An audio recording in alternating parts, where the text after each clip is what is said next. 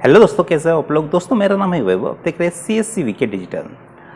दोस्तों बहुत दिनों से हमारे कस्टमर के जो सब्सक्राइबर है उनके कमेंट आ रहे हैं कि सर हमें आधार का काम करना है, क्योंकि कुछ महीनों पहले से आधार का जो UID के वेबसाइट पे हम आधार अपडेट का काम करते थे, जैसे कि डेट ऑफ बर्थ चेंज करना, आधार में नेम करेक्शन करना, या फिर शादी के बाद पूरा ही आपका नेम चेंज करना, वो आसानी से हो जाता था। लेकिन कुछ महीनों पहले से जो है वो सारा अपडेट आप बंद कर दिया है। आपको ये सारा काम करने के लिए आधार सेंटर ही जाना पड़ता है।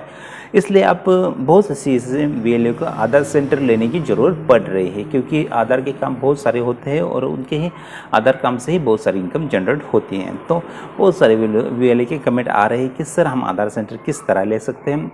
तो दोस्तों इस वीडियो में हम पूरी प्रोसेस जानेंगे, आपको बताएंगे कि आप आधार सेंटर किस तरह ले सकते हैं, आपको किन किन प्रोसेस से गुजरना पड़ेगा। तो वीडियो को जरूर एंड तक देखिए दोस्तों। वीडियो थोड़ा सी भी अच्छी लगी आपको तो वीडियो को लाइक कीजिए और साथ साथ हमारे चैनल को भी सब्सक्राइब कीजिए, क्योंकि इसी तरह के कंटेंट के ऊपर हमारे चैनल पर डेली वीडियो अपलोड होते ही रहते हैं दोस्तों। तो आधार सेंटर लेने के लिए देखिए दोस्तों, पहले तो आपको एक एग्ज़ाम क्लियर करनी पड़ती है। वो एग्ज़ाम होती है आधार सुपरवाइज़र की या फिर ऑपरेटर की। दोस्तों ऑनलाइन एग्ज़ाम होती है, उसको आपका एप्लीकेशन फॉर्म होता है, उसे फिलअप करना पड़ता है, उसकी फ़ीस होती है वो आपको भरनी पड़ती है। एप्लीकेशन फॉर्म के साथ आपको एक नॉर्मल अमाउंट की फ़ी होती है, उसे पे करने के बाद आपको ऑनलाइन एग्ज़ाम देना पड़ता है। उसका एक सेंटर होता है, वहाँ पे आपको सेंटर सिलेक्ट करना पड़ता है, आपकी सॉल्ट है वो उसे बुक करना पड़ता है। उसके बाद आपको डेट बुक करना पड़ता है, उसको आपको उसी डेट में जाके उसी सेंटर में आपको आधार के एग्ज़ाम देने पड़ते हैं। आधार एग्ज़ाम देने के बाद आपके जो मार्क्स मिलते हैं, अगर आपको 70 मतलब 70 से नीचे आपका स्कोर रहा तो आपको जो है आधार ऑपरेटर का सर्टिफिकेट मिल जाता है। वो 70 से अगर आपका स्कोर ऊपर चला गया तो आपको आधार सुपरवाइज़र का सर्टिफिकेट मिल जाता है। दोनों सर्टिफिकेट में आप आधार की ID ले सकते हैं और काम आधार का पूरा काम कर सकते हैं। ये तो हो गया आधार जो है एग्ज़ाम आपको पास करना ही पड़ेगा, उससे अलावा आपको आधार का जो है ID मिलना मुश्किल है दोस्तों। उसके बाद कौन सी कंपनी है जो आपको आधार के ID प्रोवाइड करती है दोस्तों। आज के कंडीशन में जो बहुत से बैंक वगैरह है वो भी आपको आधार के ID प्रोवाइड करते हैं, जैसे कि Maharashtra bank, union bank, bank of Baroda, ICICI bank, axis bank, HDFC bank, ये सारे बैंक आपको स्टेट बैंक ऑफ इंडिया, ये सारे बैंक आपको आधार की ID प्रोवाइड करती है।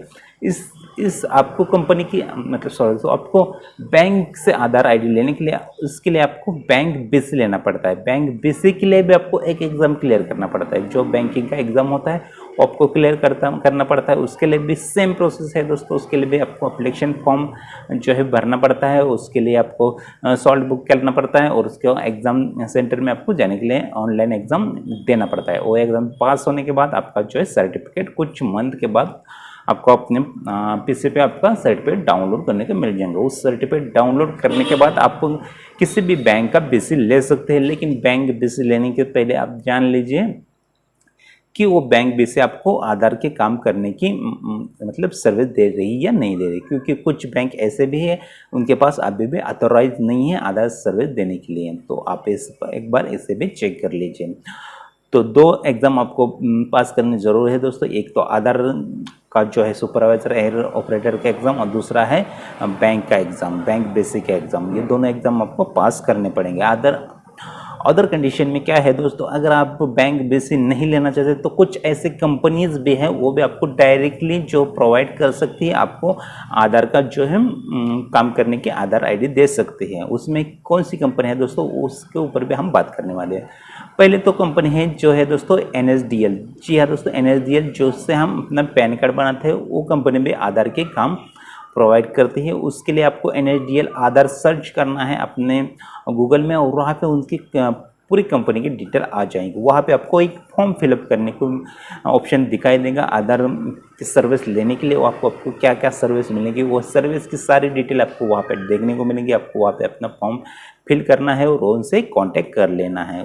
कांटेक्ट करने के बाद आपको सारी जानकारी वहाँ से मिल जाएंगी, क्या क्या आपको डॉक्यूमेंट वहाँ पे अपलोड करने हैं या फिर आपको विजिट करना है किसी NSDL ऑफिस में, वो सारी जानकारी आपको वहाँ से मिल जाएंगी। उसके बाद आपको आधार की जो है ID दी जाएंगी। अगर आपके आसपास NSDL की ज़्यादा आधार की ID नहीं है तो आपको ID मिलने के चांसेस बहुत है दोस्तों।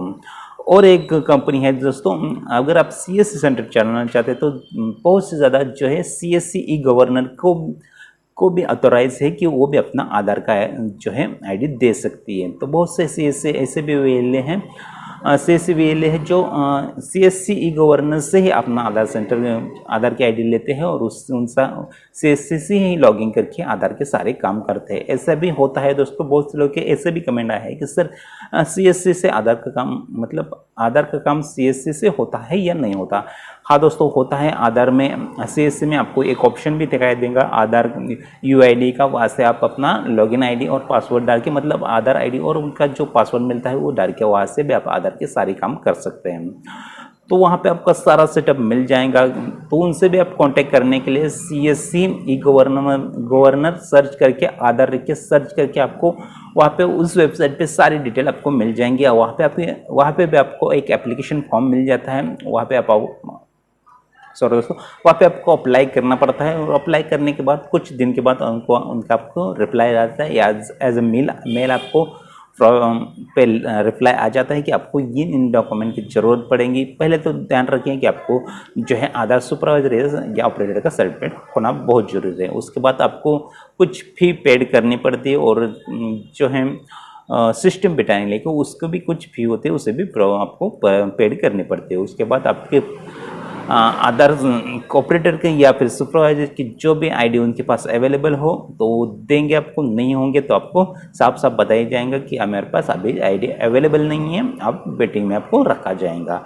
इस तरह देखिए दोस्तों, 2023 में अब देखिए पोस्ट ऑफिस से भी अभी तक तो आधार के मतलब जिन वही ने BC लिया है पोस्ट ऑफिस का, इंडियन पोस्ट ऑफिस का, उन्हें अभी तक आधार का काम करने को नहीं मिल रहा है। उन्होंने बताया था कि आधार का काम उनके BC में मिल जाएगा, लेकिन अभी तक पोस्ट ऑफिस के इंडियन पोस्ट के BC में आधार का काम करने को नहीं मिल रहा है। चाहे तो आप इंडियन पोस्ट की BC भी ले सकते हैं, उनका BC मिलना आसान है। आपको 5,000 के लगभग उनको पेड करना पड़ता है और BC आपको पोस्ट ऑफिस की BC आपको मिल जाएंगे। कुछ डॉक्यूमेंट की रिक्वायर्ड होती है वो आपको कंप्लीट करनी पड़ती है।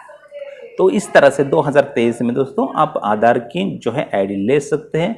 ये मैंने बताया ये सारे लीगल प्रोसेस है दोस्तों। आपको बहुत सारे वीडियो देखने को मिलेंगे। बहुत से लोग बोलते हैं कि इस वेबसाइट पे जाके आपको रजिस्ट्रेशन करना है और वहाँ से आपकी कांटेक्ट हो जाएगा, लेकिन ऐसा नहीं है दोस्तों। किसी भी फ्रॉडबाजी में मत फंसिए आप। अपनी मैंने बताया है कि NSDL और CSC गवर्नेंस से आप ले सकते हैं, या फिर किसी भी अपने नज़दीकी बैंक में जाइए, वहाँ पे कांटेक्ट कीजिए कि सर मुझे आधार की आईडी चाहिए, तो वो आपको सारे प्रोसेस बता देंगे। उसने अगर किसी को आधार आईडी नहीं दी तो उसका प्रोसेस क्या है वो सारे प्रोसेस बताएंगे।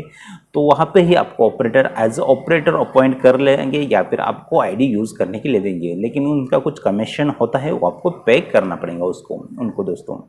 तो आई होप आपको सारी डिटेल अच्छे से समझ आ चुके हैं दोस्तों। कोई भी प्रॉब्लम हो, कोई भी दिक्कत हो आधार आईडी लेने के संबंध में, तो हमसे डायरेक्टली कांटेक्ट कर सकते हैं आप। हमारे सभी कांटेक्ट डिटेल जो है डिस्क्रिप्शन में अवेलेबल होते हैं दोस्तों। आज के वीडियो में बस इतना है दोस्तों। आज का वीडियो कैसा लगे हमें कमेंट बॉक्स में ज़रूर बताइए। साथ साथ चैनल पर अगर आप नए हैं तो चैनल को जरूर सब्सक्राइब कीजिए और साथ साथ बेल आइकन को भी प्रेस कर दीजिए, क्योंकि इसी तरह के कंटेंट के ऊपर हम वीडियो हमारे चैनल पर डेली अपलोड होते रहते हैं। आज के वीडियो में बस इतना दोस्तों, बाय बाय।